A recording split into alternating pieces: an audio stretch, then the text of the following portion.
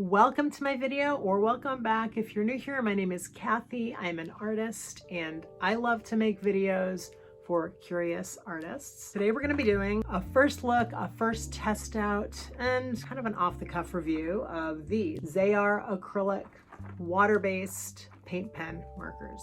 I read some reviews on Amazon. Those reviews were good enough that I decided to buy these. Also, I don't think they were that expensive. It's a 24 pack. This is what it looks like inside the box. You can screenshot this if you want. I'm gonna grab a container to put them all in and then we'll get started.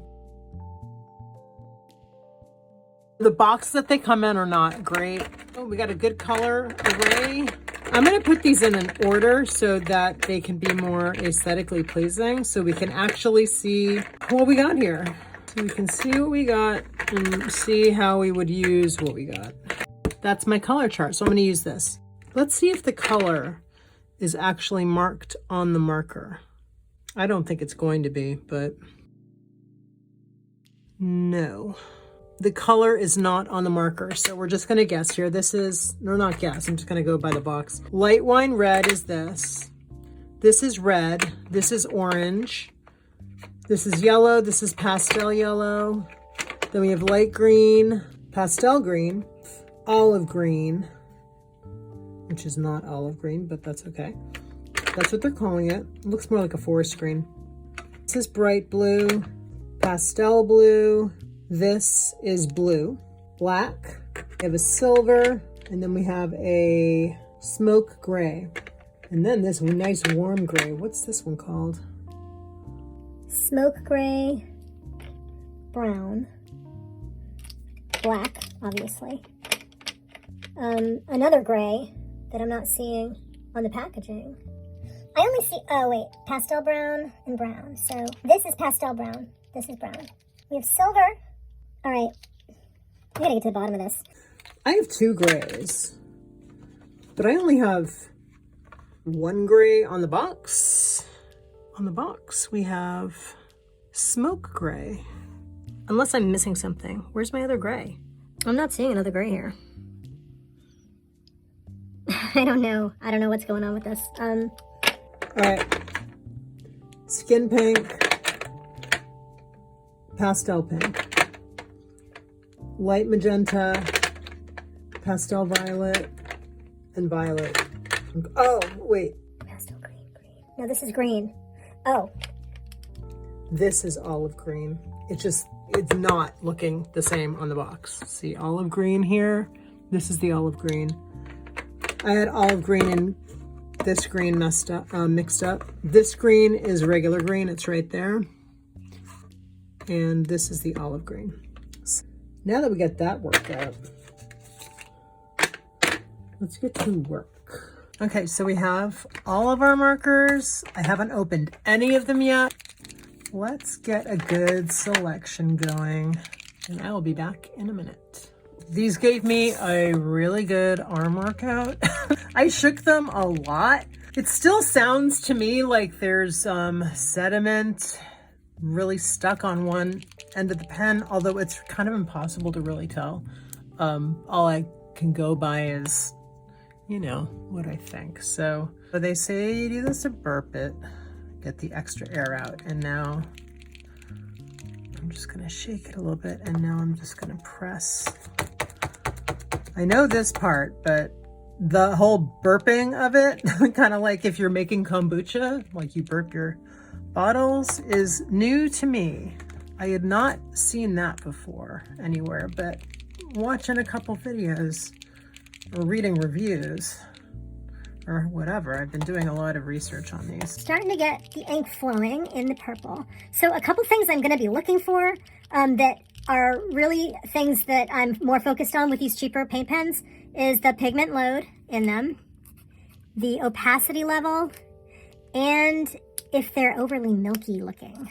If the pigment is just not there, and if they're just a little bit too, washed out and milky looking, that to me says that there's filler, opacity filler, which fair enough, right? They need to have opacity, but like a little too milky or not enough actual power behind it. So hopefully that purple doesn't look too bad. Oh God, you can't even see it. First color, purple. This is just your typical black drawing paper. I did a light gesso with Utrecht brand, Artist Black Gesso, very light. As you can see underneath, there's like a ghost image of, I used a sheet of this black paper that was just like a tester sheet for me that I had already doodled all over, so we don't have to worry about that. The important thing is that it's a uniform surface for these markers. I like to prime the black paper for them because I honestly feel like that's fair, because these really aren't made to be straight paper. They're really made more for semi-porous-ish, more to the non-porous. Oh, look at that.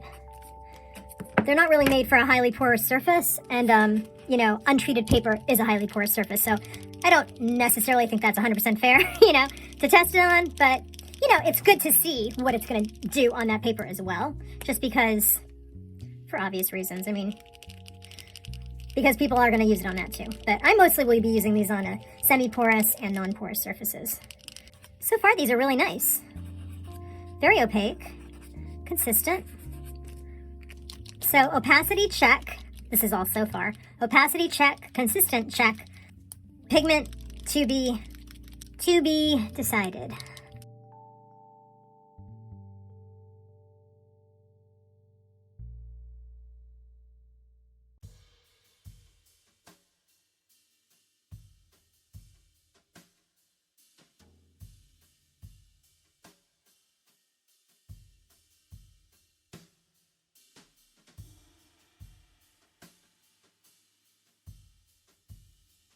I like the viscosity on the blue, the greens, and this one. I feel like it's a little bit lacking on the pink. The white, it's good. I know I'm really cherry picking here, but you know, that looks a little thin to me. Definitely not bad though. Let's move on.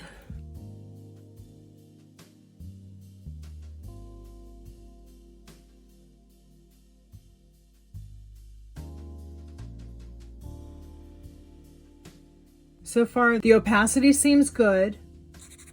The pigment is what it says it is. I mean, it does, this one matches better than the pink did. See, when I look at the pink on the tip, it's darker than I'm seeing it on the page. And I might be being really nitpicky, but you know, I'm just observing verbally. Take it for whatever it means for you. This is just what I'm seeing and what I'm noticing. Let's move on to the other colors, because I do want to test all of these colors out for you today. I'm going to shake these up. I'll be back soon. I'm going to go through all these pens with you. I just primed all of them, except for 2. If you pick these up, this is what I found was the best way to do it. First, you shake it like for, you know, a million minutes, just to make sure everything's all mixed up inside. And then you like break the seal on that thing, and you do it upside down so you can get some air out, so you don't have a splotch when you do that. Then I like to hold the tip down and shake it. That primes it without over beating up the tip. It actually might be more effective this way. Might be more effective this way, you know? It just might be. But I've been doing this and it's been working well. But I mean, really, whatever you want to do is fine. It's fine with me. You have my blessing. Primed, baby, primed. Can't really see on the black paper. Well, you actually kind of can. And lastly, we'll just do the silver, because it's kind of stuck. It's like factory stuck in there a little bit. Now I'm just gonna do the shaky shake, and my arms feel like they're gonna fall off. One cool thing about these is that it's clear, so you can see. It's very interactive. All right. Nice. Ooh, that's pigmented. I'm gonna move these pens all over the place. I'm gonna just dump them all over the place because I have this page primed, gessoed rather too. I will test them on this. This is the white paper I'm using, Crescent Rendr sketchbook paper.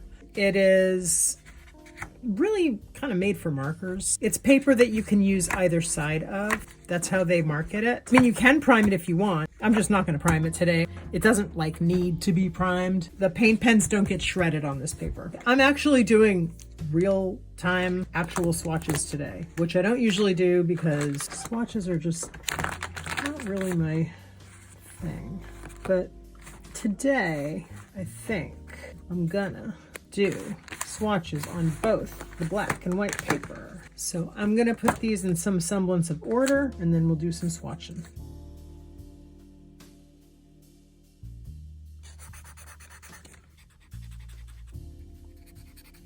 Oops, did the dark purple over the light purple there, whoops. Do the light purple here, dark purple again up here. See, I told you, I'm not a great swatcher. Let's keep going. So here's the cap.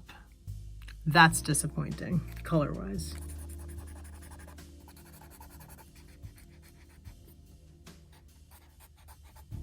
All my pens need to be shaken up again. I want to show you guys, actually, take this moment. If you look at this pen, you will see like how it's separated, and it's cool that you can see the separation in these pens. It's good to actually be able to see this. This is like the viscosity agent, the whitening and the chalkiness. The liquid that's the lighter weight is on top and that has pigment in it. When I shake it, it's kind of cool to be able to see how much I actually have to shake it in order for things to get mixed up. And I didn't really fully embrace that yesterday. In the blue, you can really see the difference. So see with the green, you can really see the separation. This liquid here is more transparent with a pigment in it. And then this one is the stuff that provides the viscosity and the opacity. And then you shake it and it's all uniform again. I'm gonna go back to swatching these out.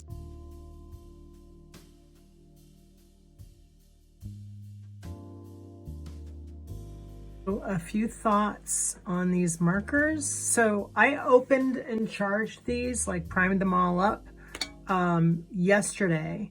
And today I came back to use them.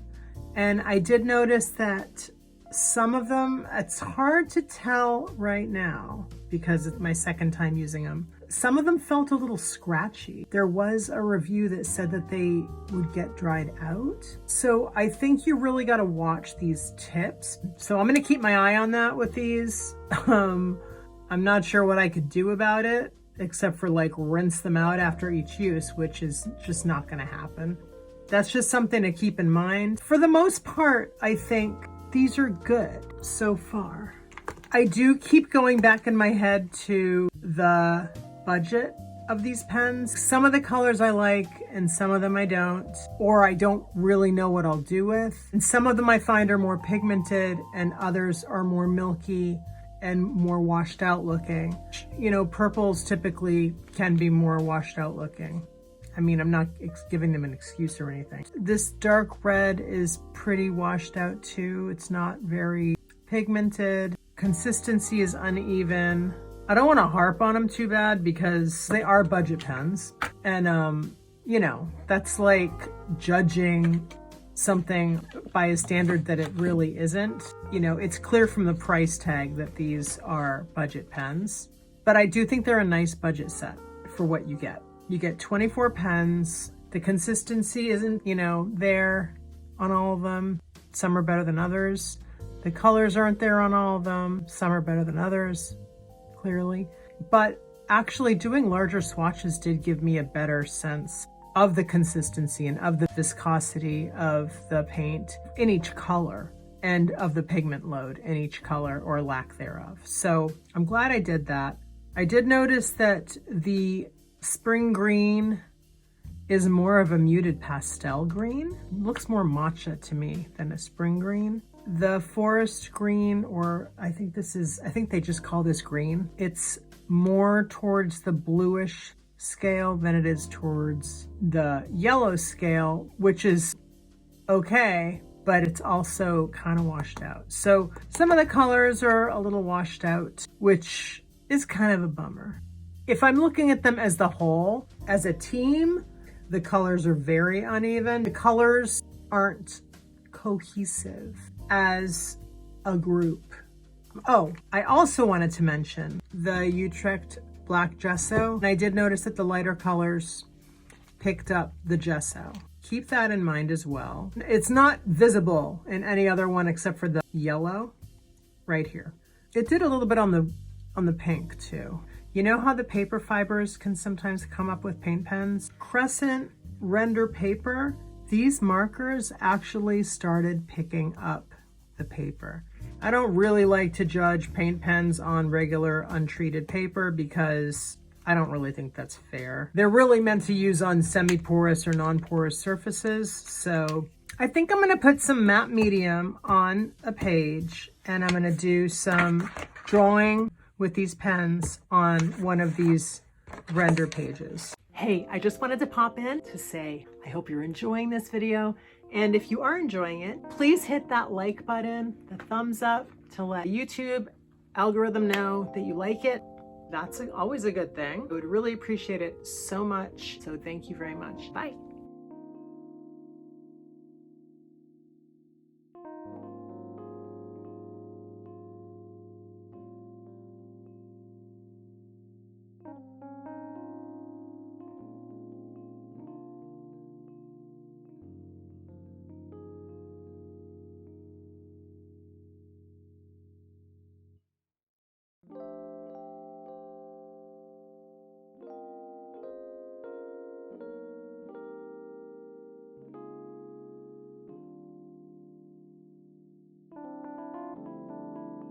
So a few thoughts. The weak spot on these is not the ink, it's the tips. These tips, I believe they're just not like as absorbent. They are hard, and I was right about the fact that they felt dried out when I tried them this morning. They look fine here, right? But it's almost like they drag the ink for you and they move it around, but it's almost like whatever the absorption level is, they don't quite get fully saturated enough. Whatever the fiber's made of is just not very absorbent. It needs to be more absorbent. So what ends up happening is it ends up getting dry, like over here, and you end up dragging around the paint with your tip instead of the tip getting saturated fully and you actually, drawing the ink with the tip. There are times when the tip tends to be the dragger of the ink. So that is like the weak spot with these.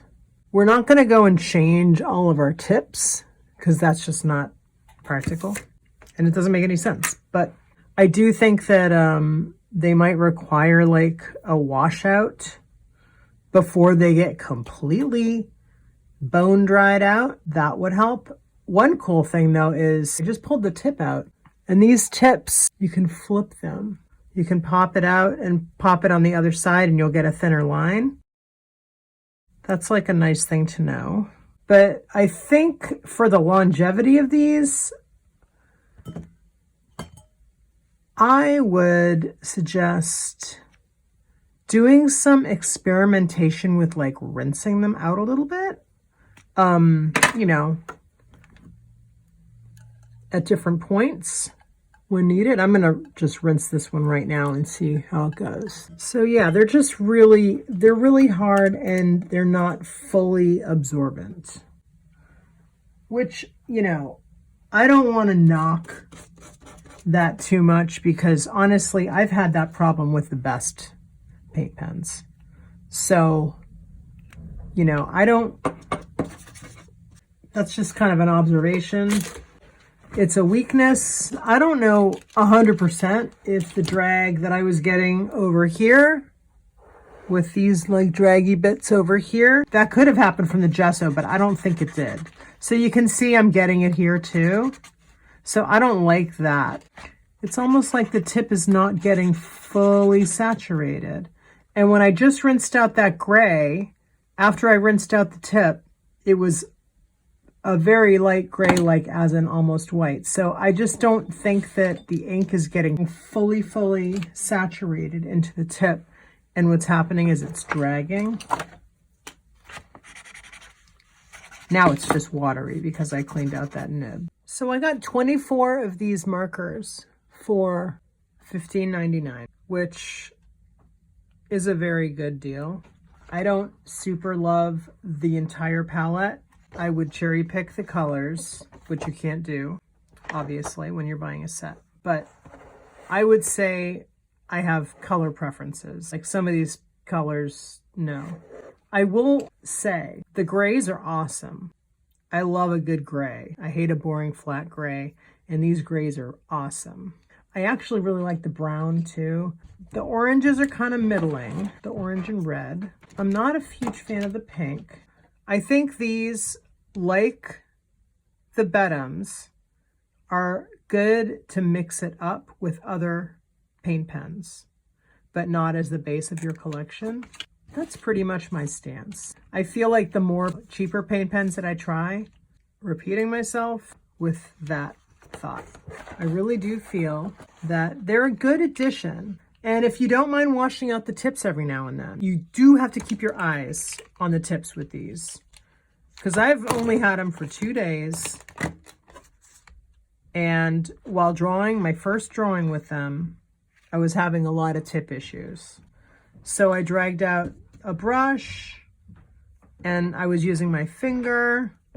And, you know, they're fun to use like that. That's fine. But, you know, I'm testing them. And when they're not coming out the way that they are supposed to come out, I have to report on that. So that is what I'm doing. They actually dried fine. Like, I was a little concerned that I was gonna have to take my art to the fan and dry it before I moved on. But, and a lot of like how fast or how slow your paint pen is gonna dry, a lot of that depends on your humidity level and your temperature, like whatever your weather and situation is where you are. But also, paint pens take time to dry. They just do. I mean, they're liquid. That is what they do. And it's funny reading some Amazon reviews. Sometimes people buy paint pens and then they complain about the drying time. And really, honestly, I mean, formulations vary, but they're basically made of the same base ingredients. You know, I'm sure the quality of the ingredients is going to vary from brand to brand and from paint pen to paint pen, but they're basically very similar ingredients, and the drying time is probably very similar with all of them. They're paint. They take time to dry. So you get like a blow dryer, or you can hold them in front of a fan if you need to have the drying time faster. Sometimes what I'll do if I'm using paint pens is I'll work on a lot of pieces at once, work on one, let that dry, pick up another one, keep working on that one, put that aside, let it dry, work on another one. So, you know, like do assembly line stuff. They're paint pens. They're paint pens. So they're gonna be wet. Lastly, I wanted to mention, Zeyar apparently has another line of paint pens that I think are like artist variety, and these are probably student variety. I just discovered this last night, so let me find it. This one is Premium Acrylic paint pen, simply because they have two different kinds and this one says Premium. I'm guessing these are like the student variety. So I didn't know that when I first ordered them. I guess these are a little bit more expensive because I got 24 for $15. These are 18 for $15, and then there's 32 for $24. So I guess this is, the ones here are the expensive ones, and the ones that I have are the student type. So if you choose the Zeyar, just keep in mind to keep an eye on the tips keep an eye on those tips because, you know, you don't want them to dry out on you. And really, it's totally fine to just keep washing them out as you go, like as needed. There's nothing wrong with that. And you probably want to be paying attention to that with any paint pen that you have anyway, because tips are kind of expensive to replace.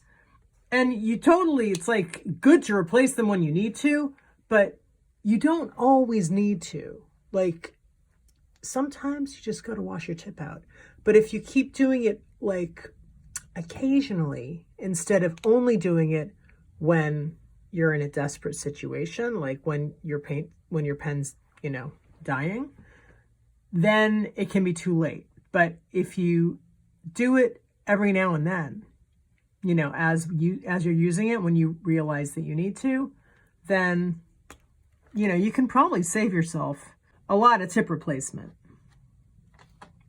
So save your money for a nice trip if you can, you know what I mean, instead of having to replace your tips.